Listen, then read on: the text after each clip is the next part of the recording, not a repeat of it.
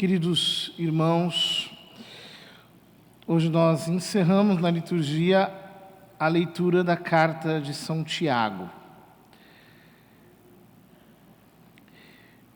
Ela ainda teria um trecho a mais de conclusão, mas a liturgia corta ela aqui.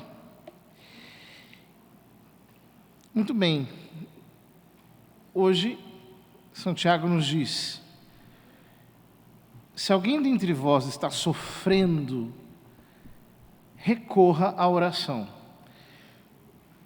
A tradução melhor é: se alguém sofre, que reze, que ore. O que ele está querendo dizer aqui? É algo muito profundo. Ele está dizendo que nós precisamos fazer com que os nossos sofrimentos passem através da fé.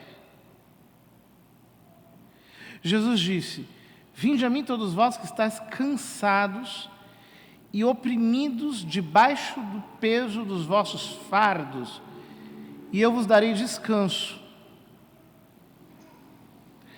Ora, quando nós, por exemplo, pegamos na Bíblia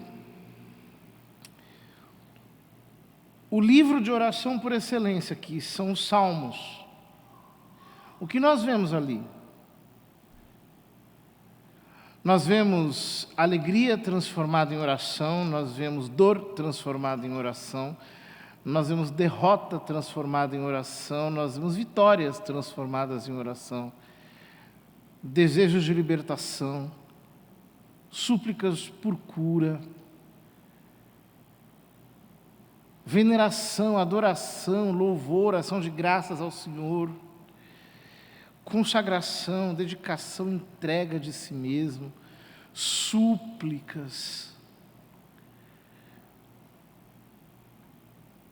Os Salmos mostram como nós podemos transformar todos os nossos sofrimentos,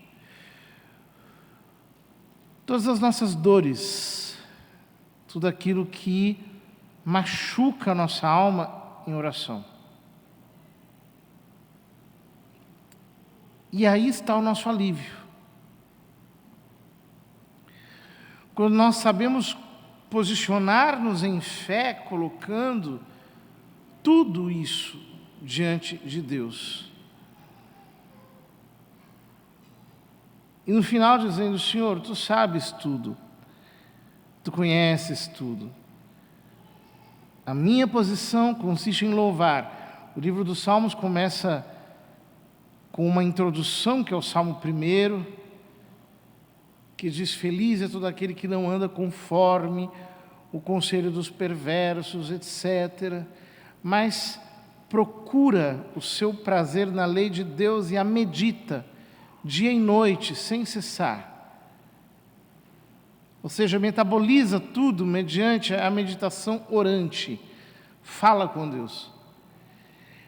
Mas os salmos terminam com uma doxologia, com um hino de louvor, que é o Salmo 150.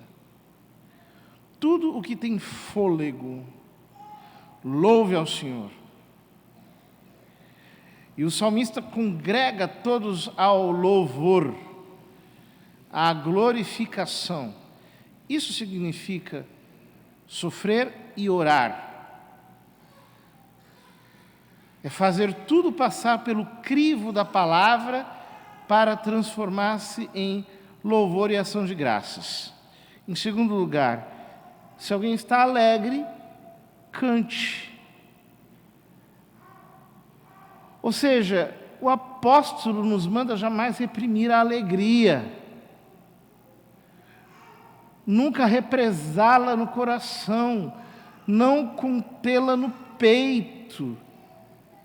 Ele diz: se alguém está alegre, exploda em cânticos. Não tenha vergonha disso. Não se preocupe em dissimular a sua alegria, pelo contrário, dê-lhe voz, cante, entoe, faça com que isso apareça nos seus lábios sob a forma de música.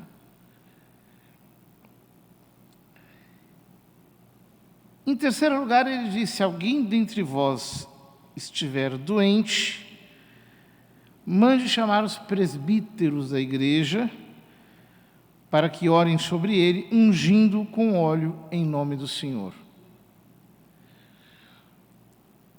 Ou seja, quando alguém não consegue mais rezar e quando alguém não consegue mais cantar, quando alguém está doente, quando alguém está ferido,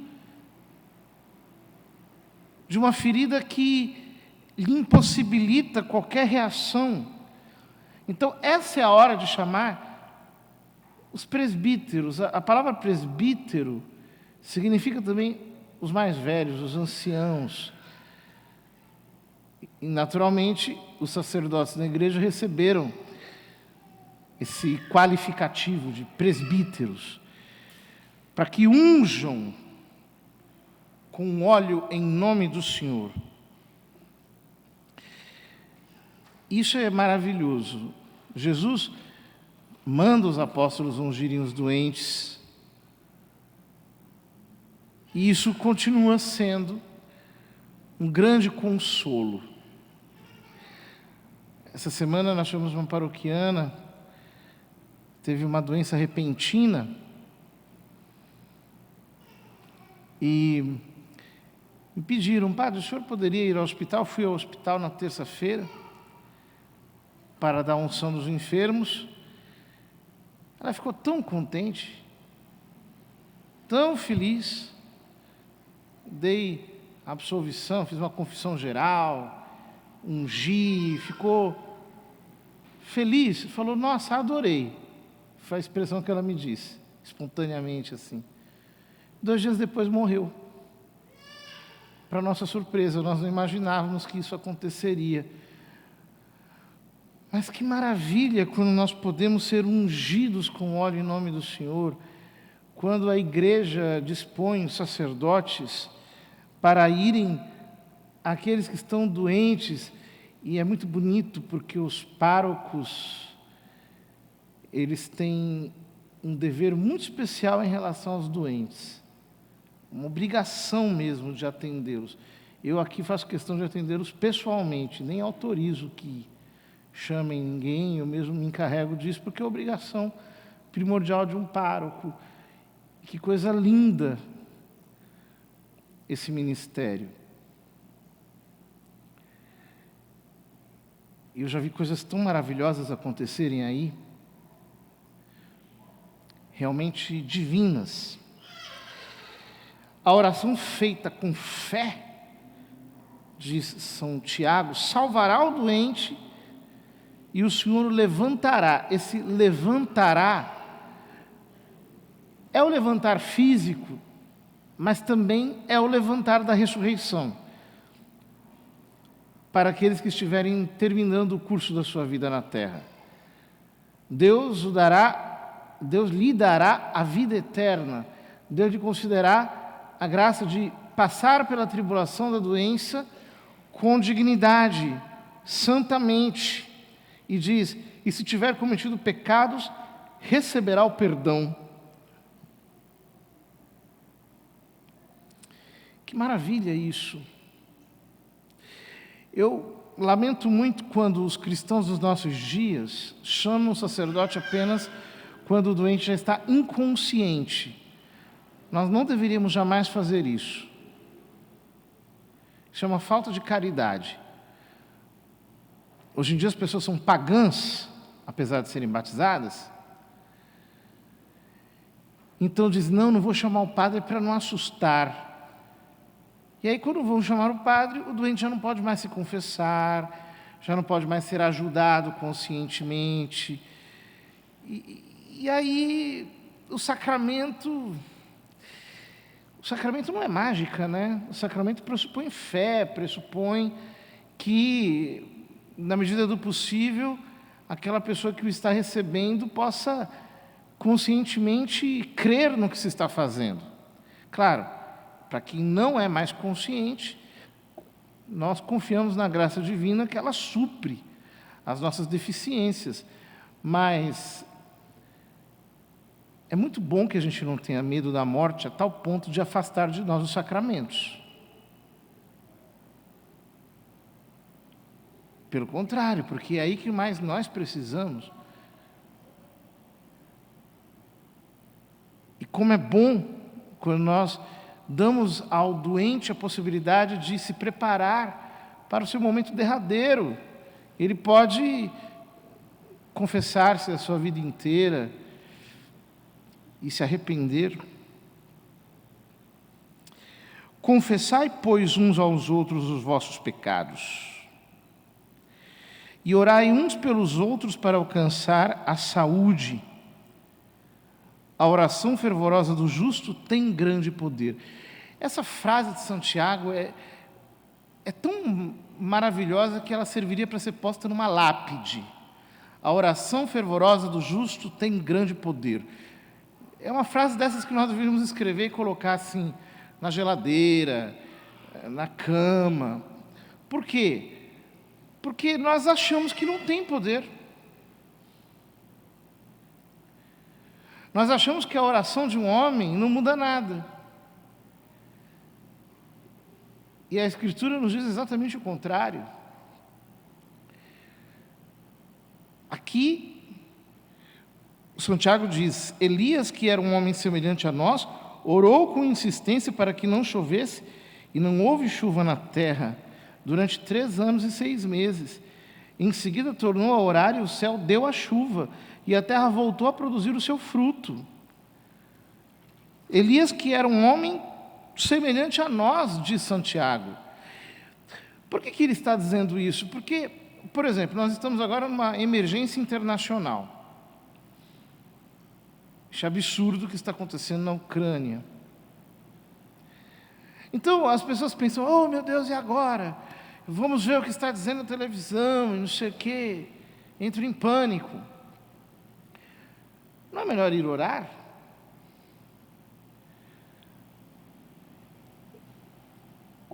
O presidente dos Estados Unidos, não que seja alguém de muita confiança, muito pelo contrário, pediu que as pessoas orassem, né? Bom,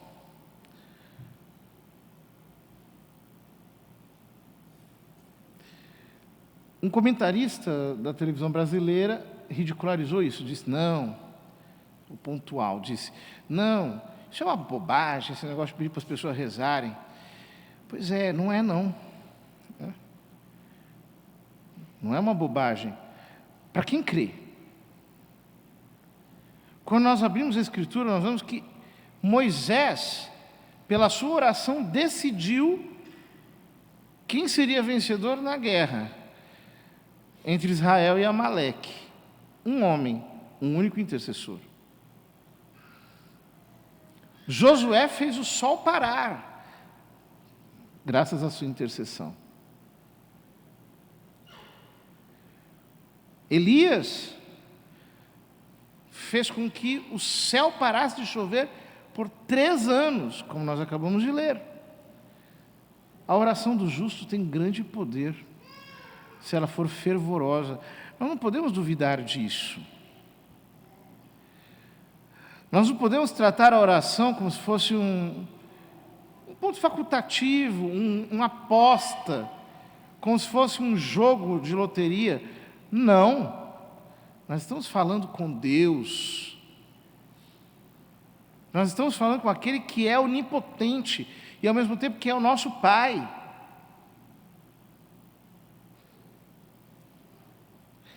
Meus irmãos, se alguém de vós se desviar da verdade e um outro o reconduzir, saiba este que aquele que reconduz um pecador desencaminhado salvará da morte a alma dele e cobrirá uma multidão de pecados. Este versículo aqui para mim é uma maravilha, porque, graças a Deus, pelo ministério sacerdotal, nós estamos pregando o tempo todo, e alguém que estava desviado volta para o bom caminho. E aí ele diz que assim a gente cobre uma multidão de pecados, graças a Deus, talvez seja exatamente isso que nos livre do fogo do inferno. Como é bom trabalhar pelo evangelismo, pela evangelização, para reencaminhar aqueles que se desencaminharam. Quando nós nos ocupamos da salvação das almas, Deus se ocupa da salvação da nossa. Quando nós somos generosos em pregar, destemidamente, seguindo o exemplo do nosso padroeiro São Domingos, Deus é maravilhosamente generoso para fazer com que a nossa pobre alma seja revestida de misericórdia. Todo aquele que passou a sua vida inteira dedicado à pregação, ao ensino da palavra, ao ensino da fé, da verdade, será copiosamente recompensado por Deus, porque, cooperando com Ele, pode tê-lo como cooperador. Queridos irmãos, que nós tenhamos diante do Senhor esse coração de crianças, de que fala Cristo no Evangelho da missa de hoje. Essa não é uma alternativa, é um mandamento. Se alguém não for como criança, não entrará no reino dos céus. Portanto, diante de Deus, que nós sejamos ousados e lhe peçamos tudo aquilo que for para a sua maior glória, com a certeza de que Ele entende essas nossas espirituais ambições, porque mais do que nós, Ele nos ama com loucura.